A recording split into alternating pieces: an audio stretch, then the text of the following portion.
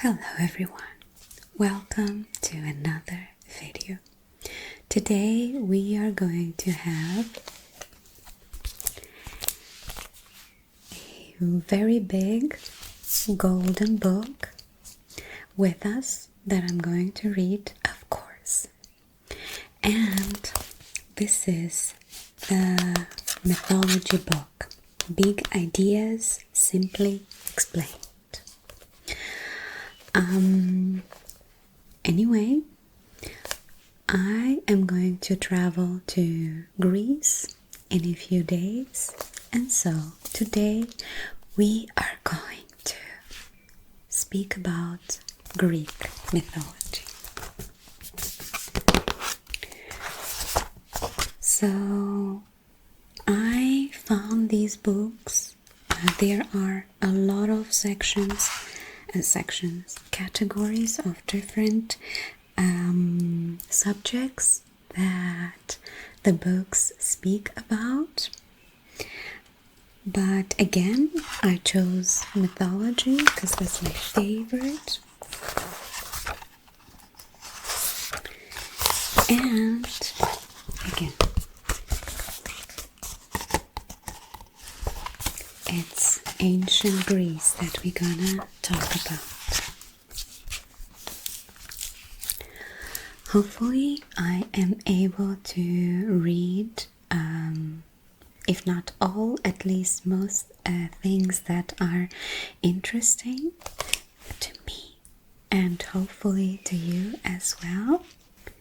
In any case, we have here an introduction with a timeline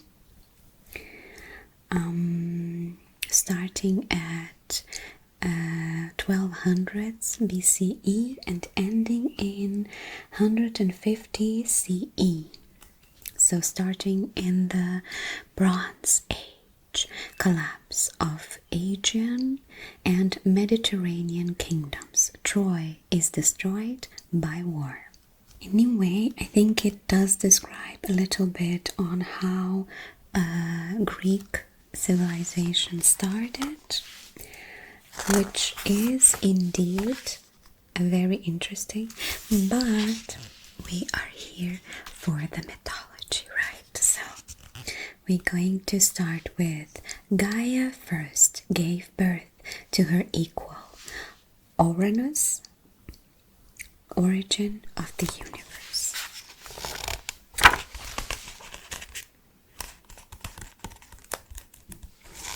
So I think Gaia is Earth and Uranus. See, they chose to call him by another name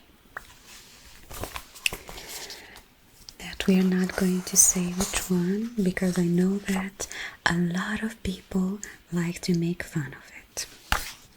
So Uranus it is.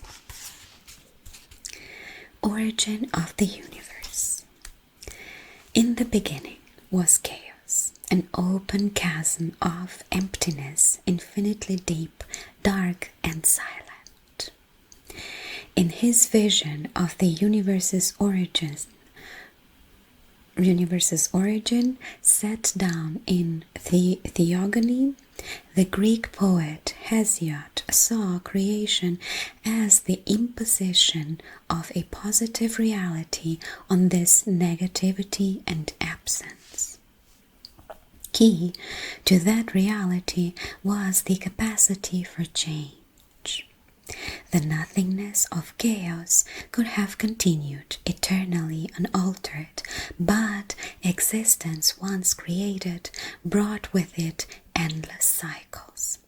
The comings and goings of the seasons, generations of humans, birth and death.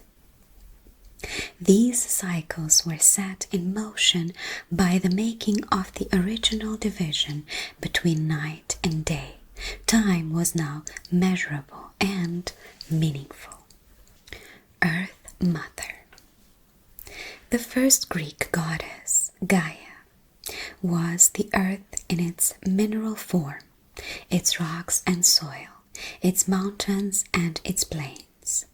From its solid and seemingly inert state, it became vibrant with the potential for new life.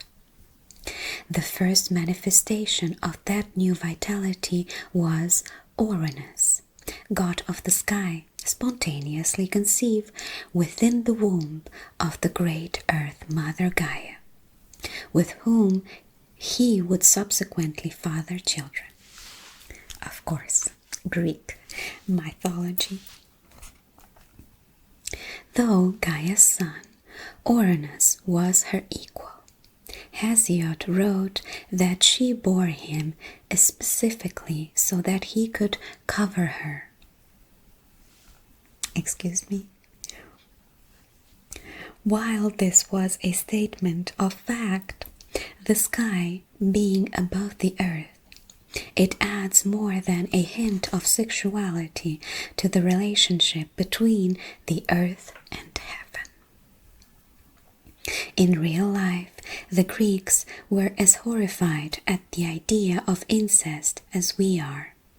Its function in their mythology appears to have been to show that all the different aspects of existence are intensely conflicted yet intimately linked.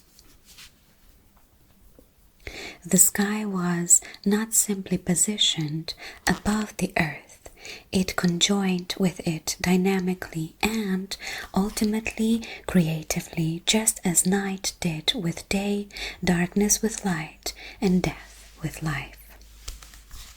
So yes, key figures: Gaia, the primordial Earth Mother Goddess, and personification of solid world. Ouranos, the sky god, Gaia's spontaneously conceived son, later father of the Titans, the Hecaton Charis, the Cyclops, okay, 2 Ks, Cyclops, the Erinyes, Aphrodite, and many other gods and goddesses. Kronos, a titan who castrated his father Ouranos, also associated with the harvest. My gosh, this is going to be intense. Kinship and conflict. While creative, these conjunctions inevitably cast opposing principles into a never-ending struggle for supremacy. Hesiod's portrayal of primal sexual relations was essentially violent. Male and female forces as complementary but also competing. It was far from an idealized worldview, and the depiction of Ouranos was even more extreme. The despotic patriarch would brook no rival, not even his own children. Ouranos's jealousy of his sons and daughters was such that at each birth he took them away and stowed each one in some hidden recess of the earth, which was actually his wife's body. He did this to establish his ownership of Gaia. As I said, intense. So we have here the sky god Ouranos is depicted as a benign father with offsprings draped around him in a wood engraving after a fresco by the Prussian artist Carl Friedrich Schinkel.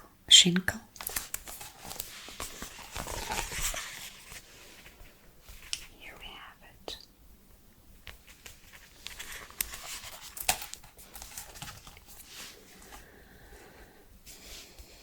Anyway, okay, so he did this to establish his ownership of Gaia. That's what we read last. her sexual attentions had to be entirely and eternally available to him, so their offsprings could not be allowed to see the light of day. Successive infants were consigned to subterranean depths. First came the 12 Titans, the sisters Theia, Mnemosyne, Phoebe, Themis, Thetis, and Rhea, and their brothers Oceanus, Coes, Crius, Hyperion, Iapetus, and Kronos. Each, in his and her turn, was rammed into some convenient crack or crevice of the earth and left there trapped. After the Titans came three giant brothers, the Cyclops, each of whom had a single eye. But why isn't it with C? Maybe that's like a official new naming or something. Okay. Cyclops, each of whom had a single eye and at the center of his forehead. Like their siblings, they were consigned at birth to be buried in the heart of the earth. Then came three more giants of even greater strength, the Hecatonkeiris, whose name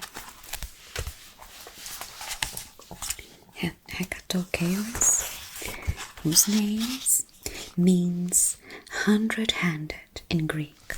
Okay, Hekaton. Right. Each was also said to have 50 heads, making them formidable. They too were incarcerated by Ouranos deep inside the earth. The upstart sun.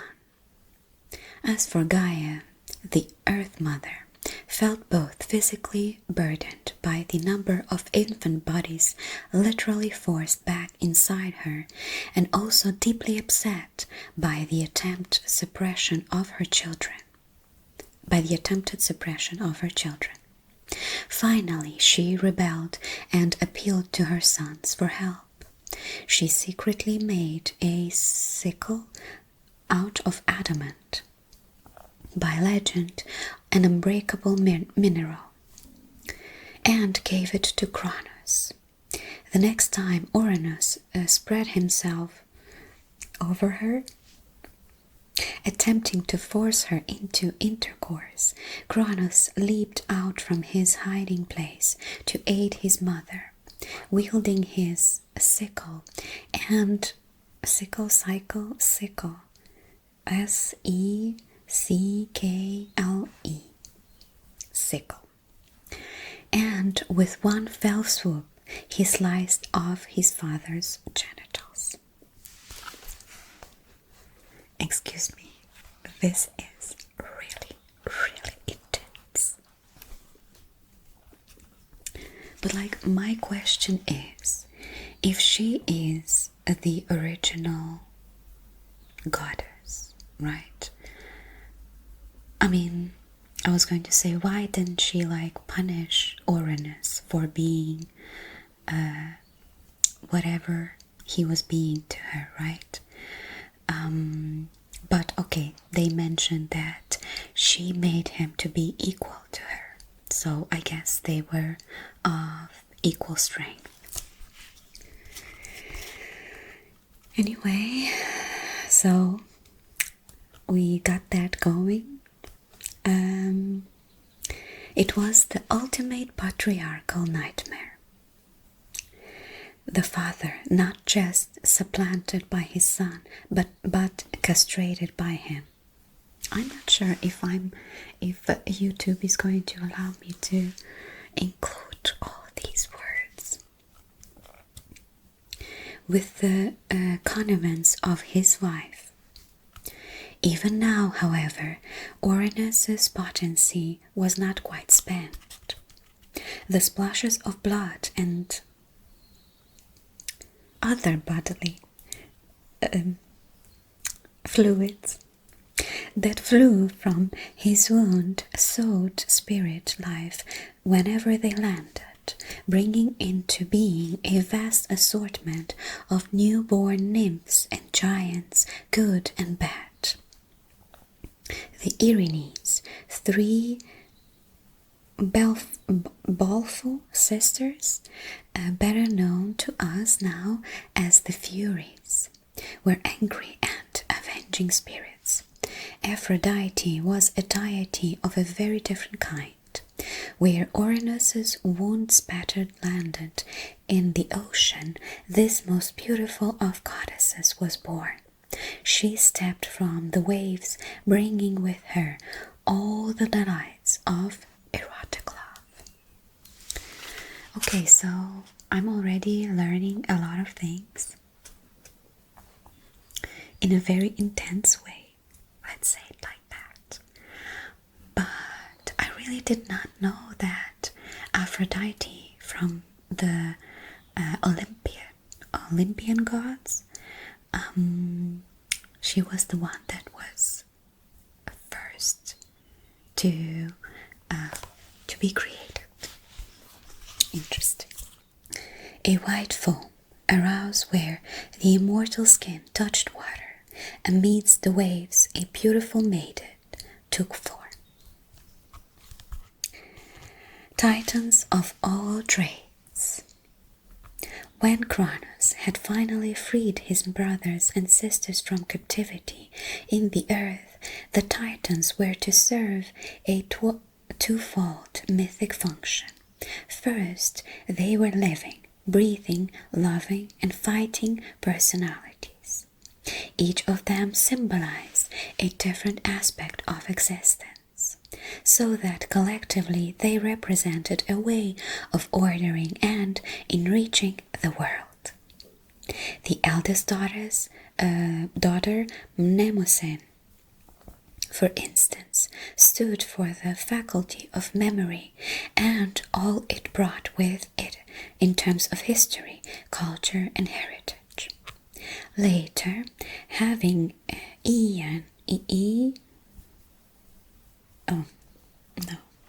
absolutely not. Later, having lain with her nephew Zeus, she would give birth to the 9 muses, divine patronesses of scientific study, historic study, poetry, and performing arts. My God, who did Zeus not sleep with? Seriously. Thetis, who married her brother Oceanus, went on to bear him 3,000 sons, all river gods, and as many daughters.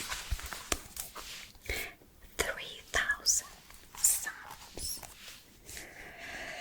And as many daughters, the Oceanids, who were nymphs of springs, rivers, lakes, and seas. Her younger sister, Theia, too, took a brother, Hyperion, for her husband. She bore him Helios, the sun, and his sister Eos, goddess of dawn.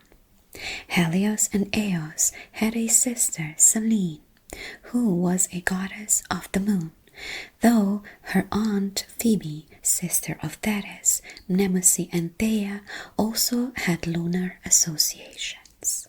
Themis, the youngest female Titan, was associated with reason, justice, and with the orderly conduct of existence in the universe. Like her sister Mnemosyne, she would for a time become consort to her nephew Zeus. I mean, seriously, what did I just say? Of their children, the Hours would oversee the measurement and passage of the seasons and of time. Another daughter, Nemesis, took her mother's association with justice to violent extremes. As her name suggests, she became notorious as the personification of punishment and divine retribution. The name of the youngest male titan, Iapetus, comes from iapto, a Greek word meaning wound or pierce. The implication of this translation have long been debated. Ancient poets seem to have been unsure whether he was given this name because he sustained an injury or because he made the weapon that inflicted it. Meanwhile, in classical literature, Iapetus appears both as a deity of mortality and of skill in crafts. Patricidal patriarch. Artists in ancient Greece almost invariably represented Kronos carrying a sickle, an emblem of his attack upon his father. The sickle also has more mundane and practical associations. Kronos came to be seen as the godly guarantor of a successful harvest. The connection between these two functions, the idea that one generation had effectively to be destroyed for its successor to survive and thrive, took an early hold on the Greek consciousness. Kronos, having killed his father, now replaced him as the head of the household. He then married his sister Rhea and began to produce children on his own. Much like his father, Kronos would soon comfort the idea that human life can only advance through intergenerational struggle. This theme runs through the Greek mythological tradition and is most notoriously associated with the story of King Oedipus. And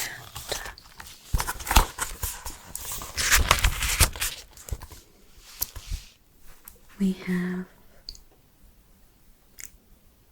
all the gods. So it started with Gaia, right? She was the initial being, and then she created Ouranos, and then they had all these main titans. Yes, so I guess they had their own intertwining, but the information that we have here is that of Kronos and Rhea. Again, Kronos that became the head of household, and they produced 6 gods: Hestia, Demeter, Hera, Hades, Poseidon, and Zeus. So those are other Olympian gods. Aside from Aphrodite, as we just learned, she was first one. Rhea swaddled up a stone and passed it to Kronos to swallow the Olympian gods.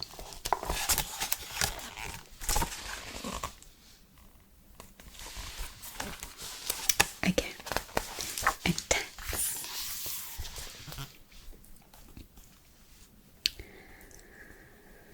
So, this chapter is the Olympian gods.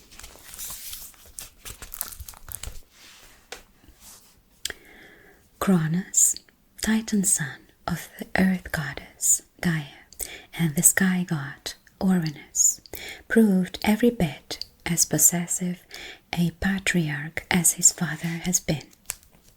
After just one generation, a dismal pattern of godly conduct was emerging. Just as Ouranos had dominated Gaia, Kronos required his wife and sister Rhea to be exclusively and endlessly available to him in order to meet his sexual needs. I mean, seriously, what is wrong with these gods? Chill. Can you just chill?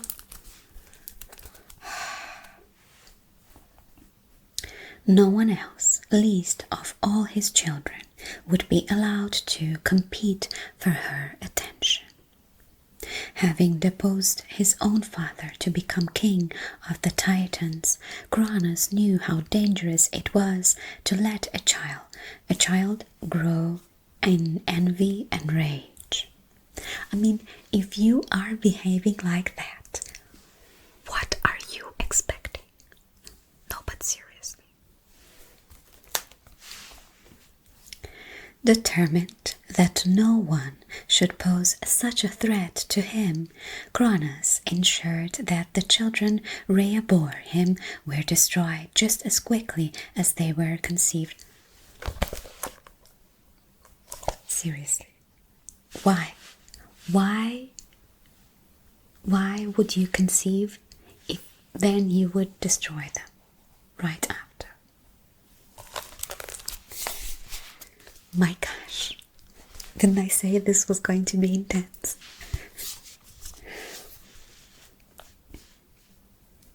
As soon as she gave birth to a new baby, he would swallow it whole. Hestia, the first child that Rhea bore, was gone in a single gulp before her mother could even cradle her in her arms.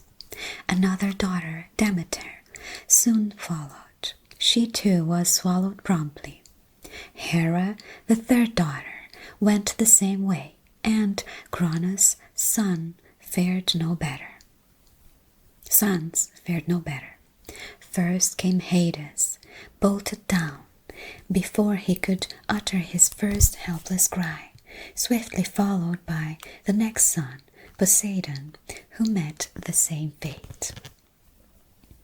The despairing Rhea finally turned to her mother, the elderly Gaia, and her neutered father, Ouranos, for help. Together they hatched a devious plan to save their daughter's next child. Switched with a stone.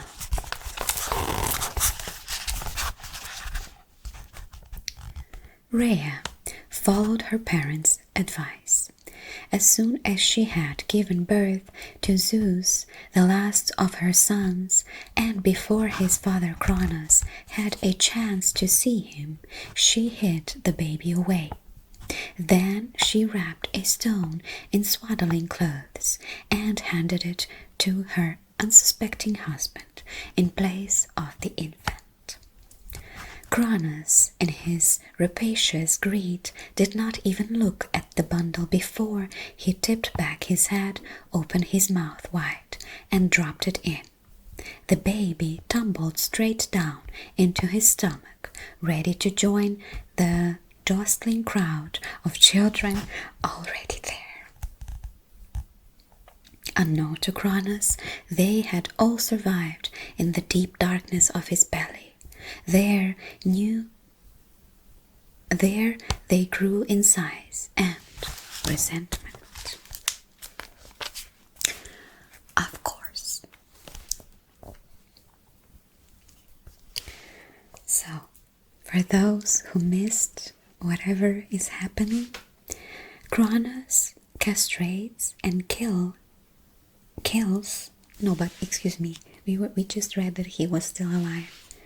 Anyway, his cruel father, Ouranos, Kronos becomes a cruel father in his turn. Tricked by Rhea, he misses Zeus, who comes back to kill him. Kronos eats his children to prevent them from supplanting him. What a great plan. Great plan. You're doing great, sweetie. Okay, so brought up in safety. Next. Meanwhile, Rhea, on the recommendation of the child's grandmother, Gaia, spirited the infant Zeus away, carrying him across the sea to the fertile island of Crete. There, in a concealed cave on the thickly wooded slopes of Mount Ida, now known as Psiloritis, the highest mountain of Crete, Rhea left her son in the cave of a warlike tribe called the Corites. They in turn gave the baby to a nymph named Amalthea in some sources, who nursed Zeus in secret. According to Hesiod, the nymph was frightened that Kronos, thanks to his universal authority over the earth, sea, and sky, would be able to see where his son was being hidden. To prevent Kronos from finding him, she hung Zeus from a rope that dangled between the earth and the heavens, but was in neither one of realm nor the other. Adamanthea cared for Zeus and nursed him with milk from a herd of goats that grazed nearby. Whenever the baby gurgled, squealed, or cried, the Corites danced and chanted to disguise the sound. As a result, Kronos was completely unaware that his younger son was still alive. Zeus seeks his father. In no time at all, it seemed, Zeus grew to manhood. He was hungry for revenge against his cruel father. Yet, if Zeus was ever to emerge from hiding, some sort of showdown between them would be inevitable. Kronos could not afford to let a potential usurper live. If he became aware of Zeus' existence, he would view his son only as a threat to his power. Kronos' fear of being usurped was fully justified. When he finally met his son, whom he believed to be dead, he was forced to yield to Zeus in the most brutal way. Zeus simply turned up one day and, with the help of his grandmother, Gaia, ambushed his father. He kicked Kronos violently in the stomach and forced his father to vomit up the contents of his stomach. First to emerge was the stone Kronos had swallowed, believing it to be the infant Zeus. The young god took this stone and set it upright in the earth as a monument to Kronos' cruelty and a symbol of his triumph over the wicked god. Zeus placed the stone at the omphalos, or navel, of the Greek ancient world at Delphi, in the very center of Greece. In future ages, the stone would become a shrine renowned for its oracle. Pilgrims would visit it to seek the guidance of the priestess or sibyl regarding their personal problems, and the sibyl would provide them messages of wisdom which were said to come directly from the gods. Great deities disgorged. After vomiting up the stone, Kronos began to disgorge his offsprings. One by one, Zeus's elder brothers and sisters came out of their father's mouth, no longer babies now, but fully grown. Once reborn, they became the Olympian gods and were revered for their powers. Soon after their rebirth, the sons and daughters of Kronos went to war with the mighty Titans for control of the cosmos. After their victory, the gods set up their seat of power on Mount Olympus and drew lots to decide who would take which role in ruling the universe. The three sons of Kronos divided the cosmos up between them. One would take control of the sky, another would have the sea, and the third would preside over the underworld. Zeus, whose weapon of choice was the thunderbolt, became ruler of the sky and leader of all the Olympian gods. Hades, his first son to be born, the first son to be born, and the last to be regurgitated. My gosh, this is seriously. Became lord of the underworld. His name came to stand for both the deity and his unseen realm, where souls go after death. Hades was not happy to have been allocated to this dismal domain, but there was nothing he could do about it. Meanwhile, Poseidon, who had been the tiniest baby, became the almighty Earth Shaker, the god of the sea in all its awesome power. Earth Shaker?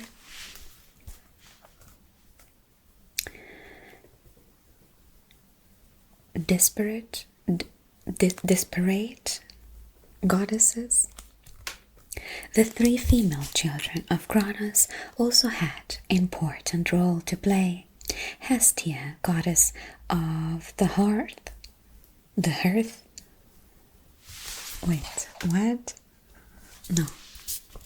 It is hearth.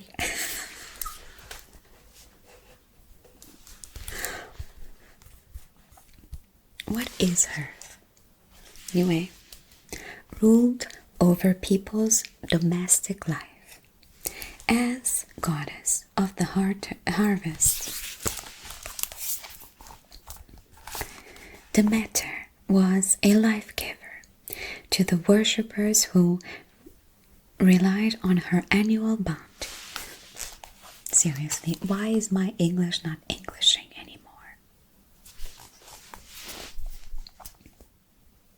She proved a fickle protagonist, however, ready not just to cross swords with her siblings, but to withhold favors from humankind at any perceived slight. Hera's role was more preeminent than that of her sisters, and she became the foremost female deity following her marriage to her brother Zeus. To her great dismay, however, Hera never quite received the recognition and honors she expected as the queen of the gods. As the goddess of women and marriage, Hera was supposed to represent the archetypal wedded state, but she became known for her marital troubles. I mean, it's not her fault that Zeus was whatever he was. Nor was Hera the goddess who inspired man's passions. While Hera was portrayed as a wifely figure, Aphrodite was the goddess associated with feminine beauty.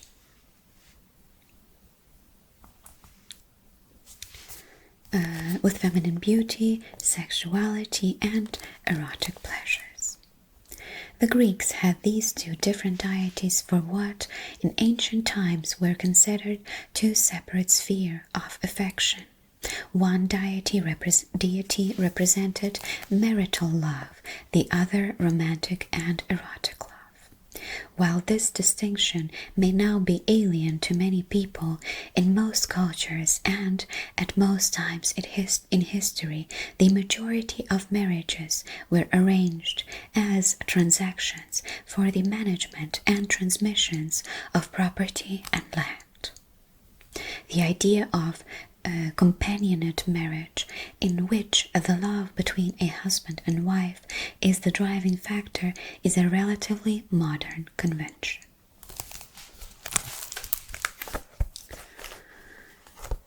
So, I will read a bit more in a bit, but I wanted to mention something. This is a repeating story with like children killing, like children gods killing their original parents.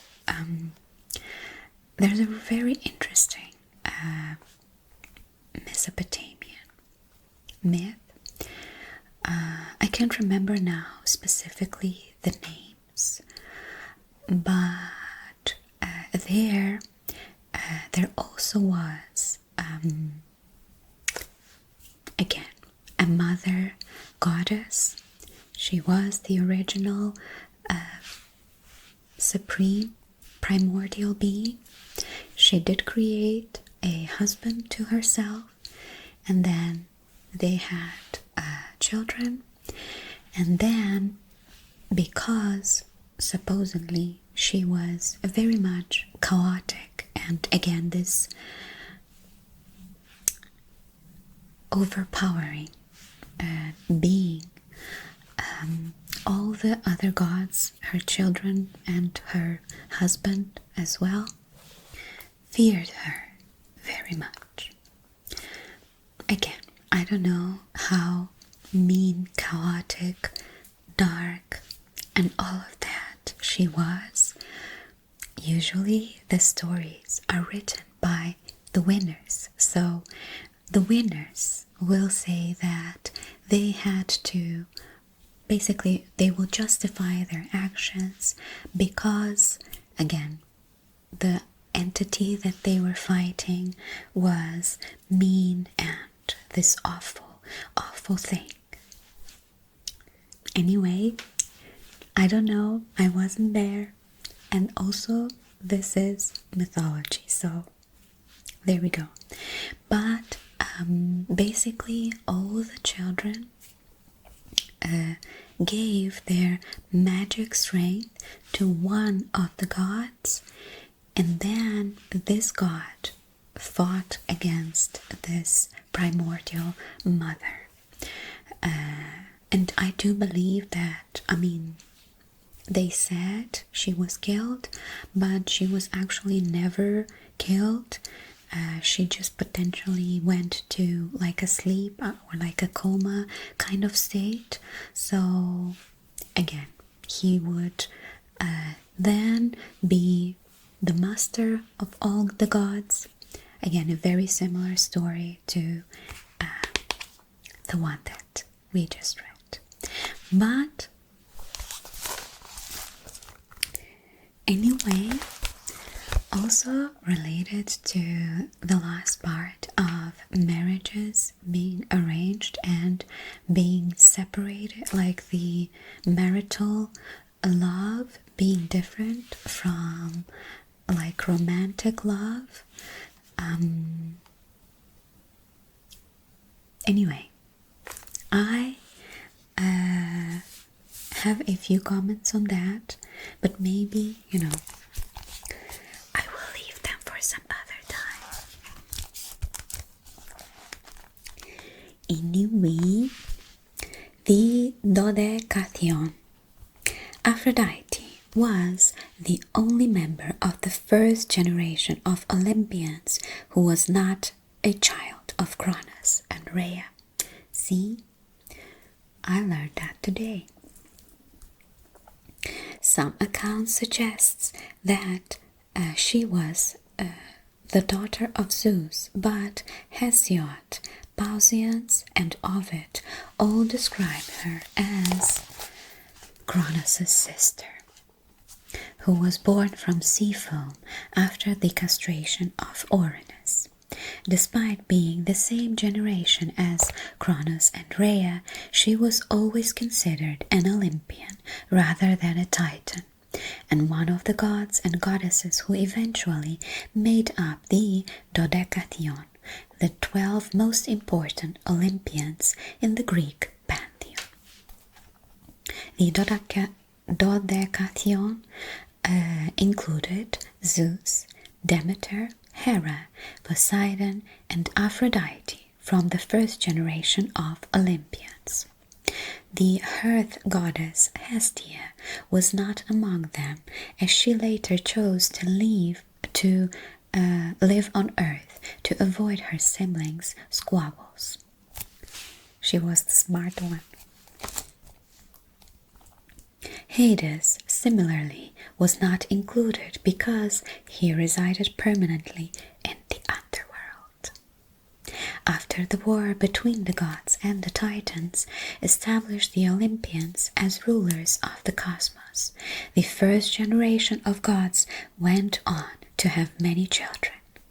Many of gods and other figures in Greek mythology were children of Zeus. Of course, he wouldn't stop. Seriously.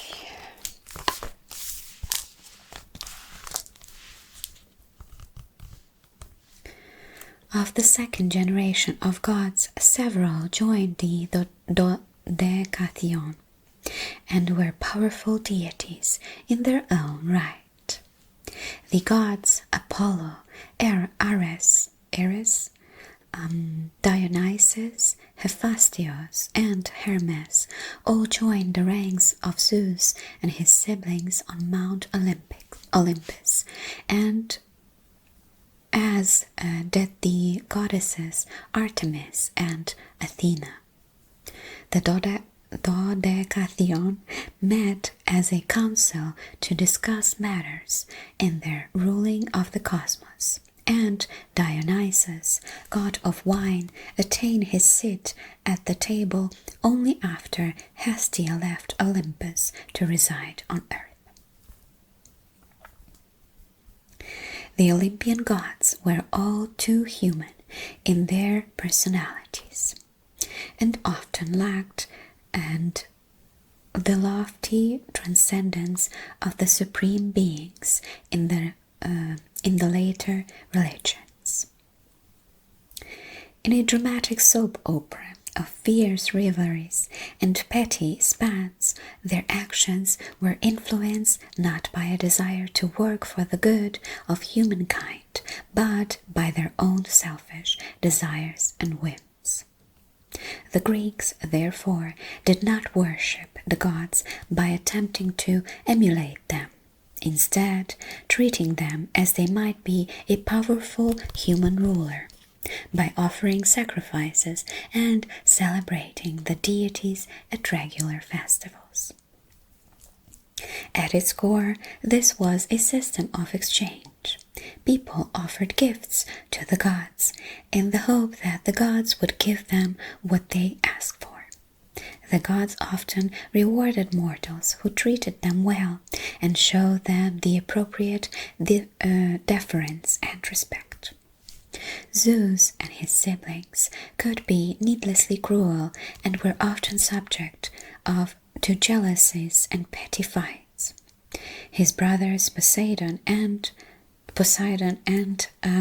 Hades often used humans as pawns in these squabbles, which usually stemmed from a reluctance to accept the supreme god's authority as unquestionable. Still more reluctant was his sister Demeter, a strong-willed deity in her own right. After she was pursued and raped by Poseidon, and Hades abducted her daughter Persephone, Demeter wreaked havoc across the world. I mean, reasonably so. Seriously.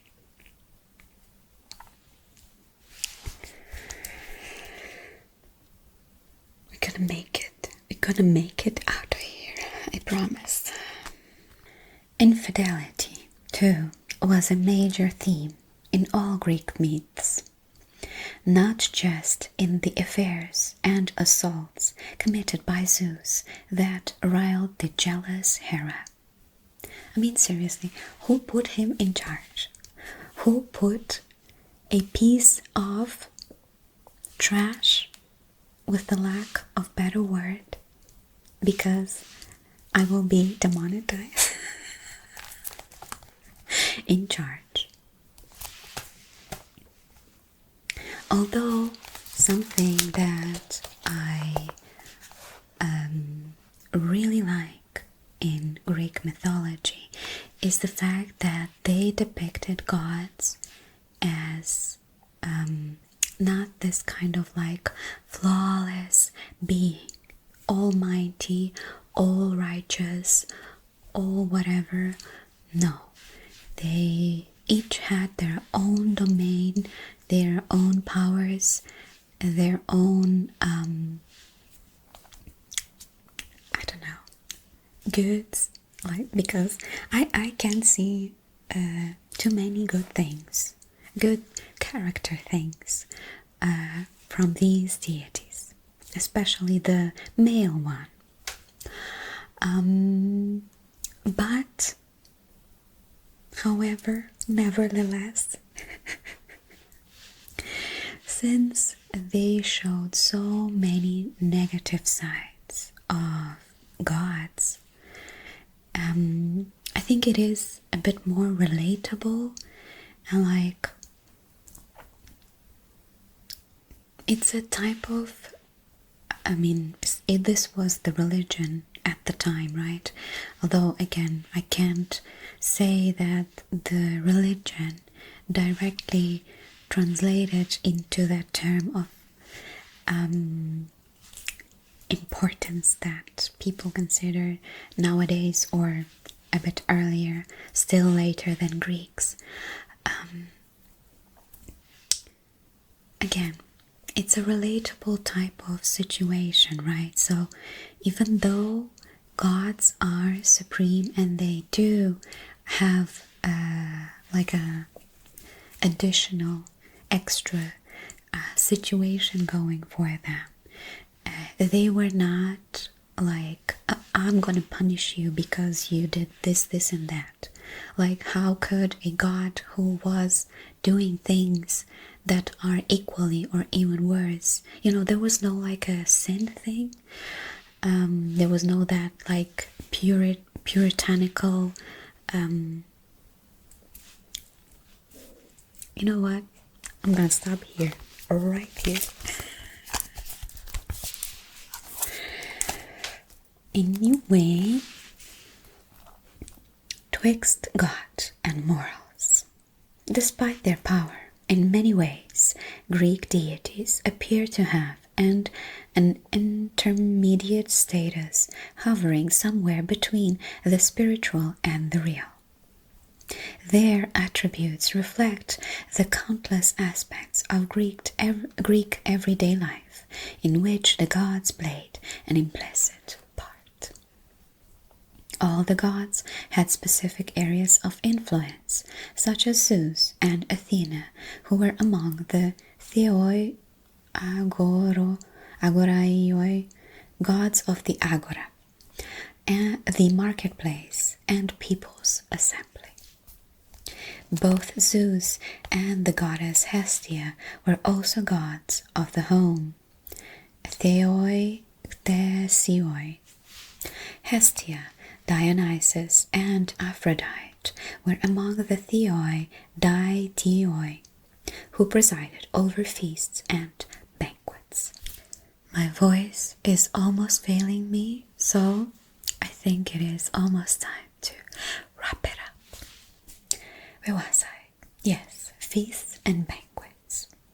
The gods themselves also needed sustenance. According to Greek tradition, they lived on a diet of nectar and ambrosia, carried up Mount Olympus by doves. To later belief system, the notion that deities needed material sustenance seemed at odds with their divinity. Ancient Greek authorities, however, agreed on the importance of this nourishment for the gods to empower and sustain them.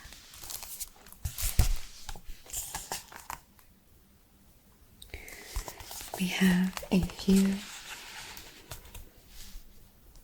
painting and these statues of the Olympian gods, I would assume. Right, and here we have the 12 Olympians.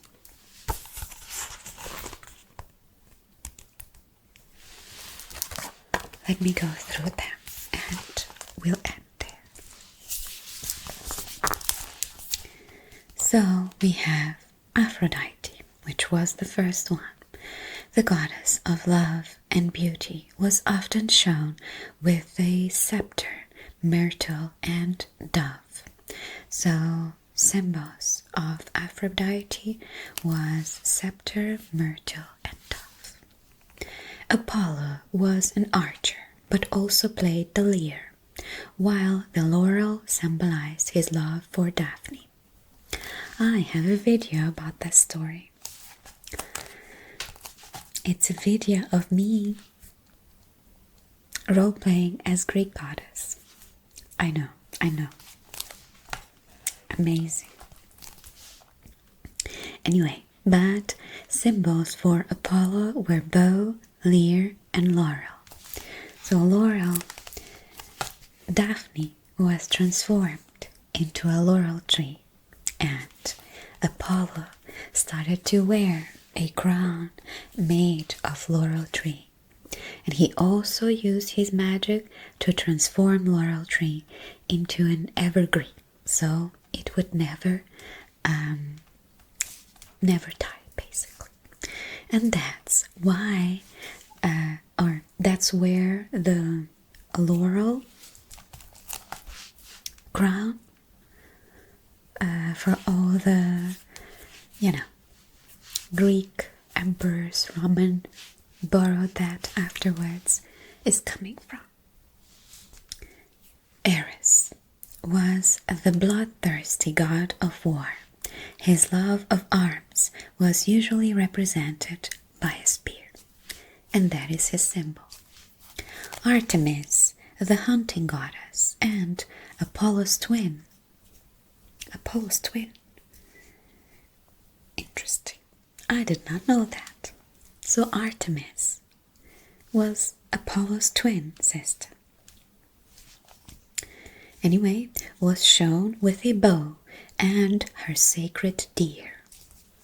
Again, a bow and a deer is the symbol, and she and Apollo share the bow symbol situation. I guess that's the twin thing that they got. Anyway, Athena, goddess of wisdom, bore the Aegis shield. Aegis shield. Her bird was the owl, her tree the olive tree. Yes, so Aegis shield, the owl, and olive. Owl is one of the most represented things in both Greek and Roman. So this was important for them. Demeter, the scepter-wielding harvest goddess, carried a torch in a bid to find her daughter. Right. So the symbols for Demeter is scepter, torch, and grain. Dionysus, god of wine, was crowned with ivy and bore a thyrsos. Excuse me. What?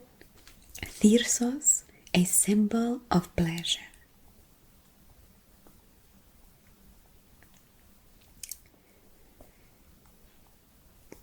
Okay, so we have grape wine, ivy, and thyrsos, which appears to be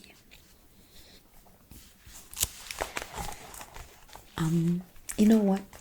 Whatever. It's like a I'm gonna tickle you.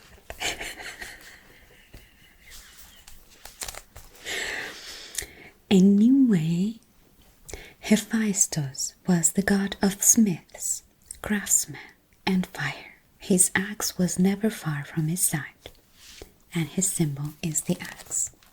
Hera, Zeus' queen, carried a scepter and wore a regal crown. Her bird was the peacock.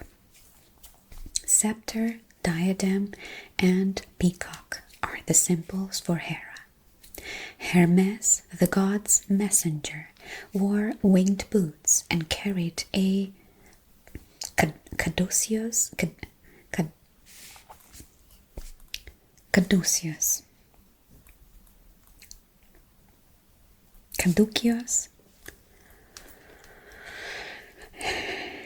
A magical staff.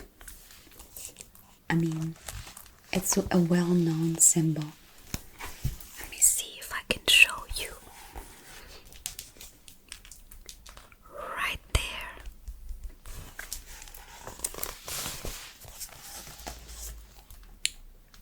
I feel like it's related to medicine mostly nowadays. In between other things, Poseidon, the sea god, wielded a trident to shake the earth. Bulls and horses were sacred to him. So, trident, bull, and horse were the symbols for Poseidon. And our favorite, Zeus. The supreme god tossed thunderbolts at foes. The eagle was his bird, the oak his tree. So, the symbol for Zeus were thunderbolt, eagle, and oak.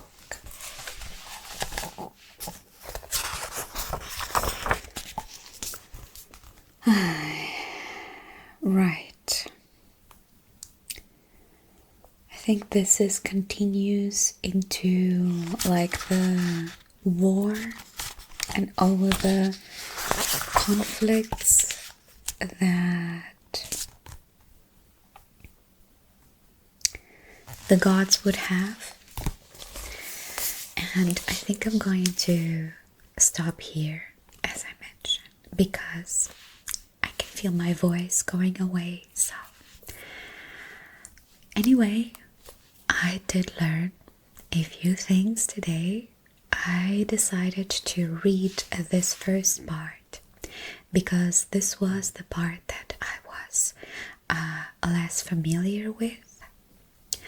I did know that Zeus was, the one killing the Titans and like his father, and then the rest of the gods would fight against the Titans.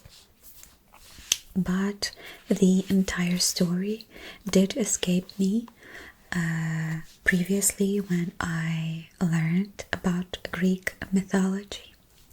So anyway, that's the reason why we went there first.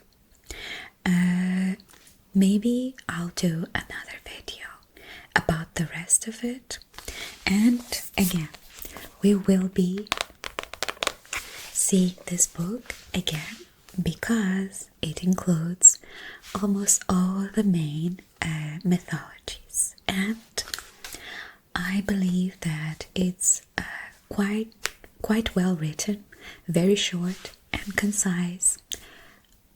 This one was intense, a lot of sharp things